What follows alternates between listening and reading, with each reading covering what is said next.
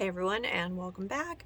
So out here on the East Coast, we have had weeks and weeks of rain and or snow with sporadic sunlight here and there.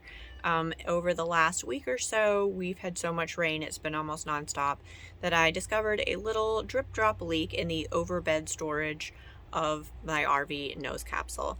So I've been fretting over having to deal with this. I had just put something under there to catch the water until I actually had a day off with sunlight that I could address this. So that's what we are doing today, is a very impromptu and probably not ideal RV roof repair reseal job, really quick on the fly, to take advantage of my day off and an actual sunny day, which we're not getting a whole lot of yet. So stay tuned.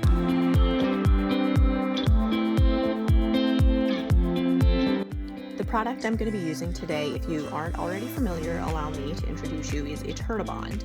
This is a high-performance micro sealant technology, kind of thick rubbery feeling type tape that's used as an alternative to liquid sealant.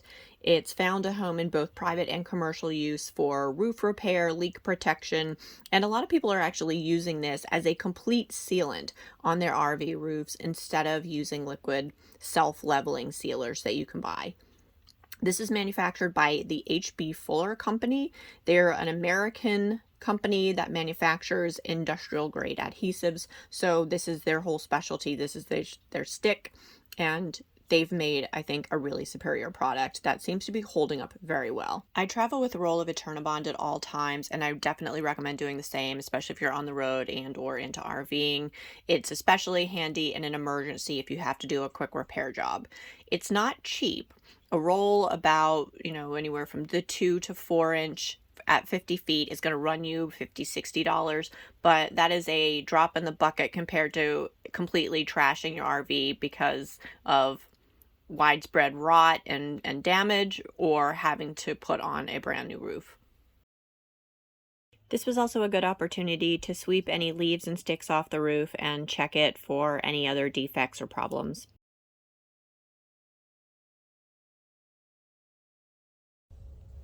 So I've done a really quick scrubbing job with some soap and water on the major seams on the top, definitely the one over the roof capsule, and kind of going down the sides a little bit so I can reseal those. We actually have sunlight today and I'm off, so I'm going to let that dry out in the sun as much as possible. Obviously this isn't an ideal situation. Ideally I would do this on days where we had a lot of nice hot sunny weather for days on end and it could dry out really well, especially in a humid part of the country like North Carolina, but I don't have that, so I'm kind of working with what I have available. I also only have the 2-inch Eternabond, not the 4-inch, which would be better, but I'm making do with what I have. No, this is not the best scenario. I'm hoping that it holds up, since it's not the most ideal application of using Eternabond for resealing, but I have to do something.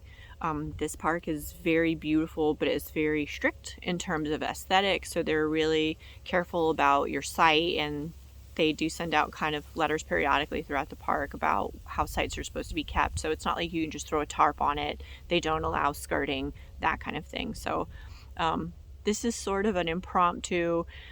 I don't know if it's going to hold up, this solution that I'm doing, but I have to try something. So we're going to see if this works. This is the overhead compartment. You can see it's like over the bed where the leak was, and I had been catching it in water, and since it's been not raining for a couple of days, I put some of these damp rids in here, but you can see that's definitely not good. So hopefully, this is the only one that I've found, so hopefully we'll be able to kind of get this squared away. Given that this is wintertime, I didn't have any extra hoses out, everything's put away, and no buckets available, so I cleaned the absolute minimum necessary to get a good seal.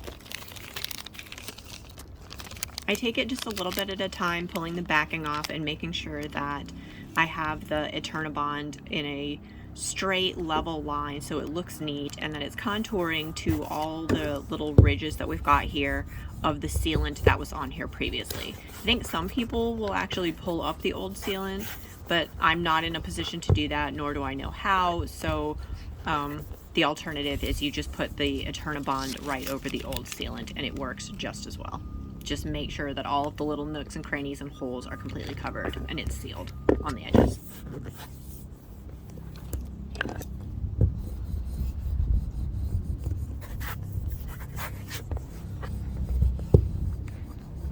For this bit here, where it looked like whoever was applying the original sealant, the liquid sealant, kind of got a little sloppy with it, I just put an extra piece over these little blips where the sealant wasn't evenly applied. It was kind of like branching out. I just wanted to make sure that it was completely sealed around all of that and there was no possible way for water to get in. I went over it over and over again, making sure that it was as sealed and tight around all of the contours and the old roofing sealant as much as possible. I don't have a rolling tool, so I just use my fingers and the soft edge of this big pair of shears that I have to make sure that it was in all the crevices and crannies.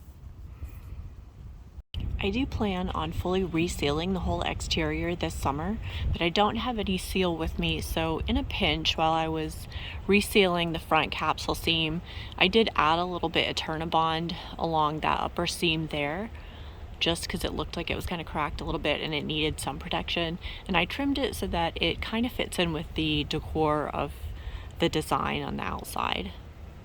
Since I had the Dermabond out and the ladder, I went ahead and took the opportunity to seal a couple extra things like along the slide out, check for other little defects anywhere that I might be able to slap a piece on. I do plan on resealing the side membranes along the whole length of the RV on either side, but I just can't do that today. That's going to have to be something that I've got to do in the summertime. You're supposed to technically do the sides of the travel trailer or RV first along the roof membrane and then do the front capsule seam. But again, this is not ideal. This is an impromptu sort of emergency repair job. So that is something that I was not able to do for this time. So there you have it. There is my utterly amateurish and impromptu roof repair reseal job with Eternabond tape. This is in no way meant to be advice to anybody. This is just something I had to do with what I had available to me on the fly in a very small time frame that I was able to do it. So just if you're kind of finding yourself in a similar situation, just know that improvisation is the way to go and you got to do what you got to do. Thank you so much for your ongoing support. I do have more videos coming up that are in the works. I had a little bit of a delay with internet stuff heading out east, and I'll explain all of that in the coming videos. Thank you guys, and I'll see you on the next one.